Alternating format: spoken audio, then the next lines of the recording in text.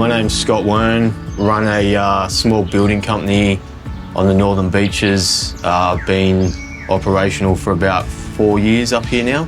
Employ one full-time carpenter along with myself and 2 apprentices. This is a bespoke British colonial style house designed by Jared Poole from the Gold Coast.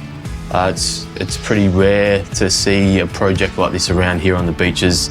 There's lots of detail and it's a beautiful looking house.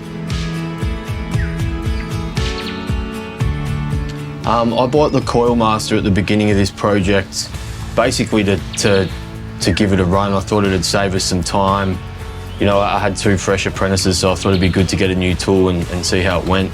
We used it from the frame stage, brackets, some bracing, all the ply bracing, then into some James Hardie ceilings, right through to the Sky on linear.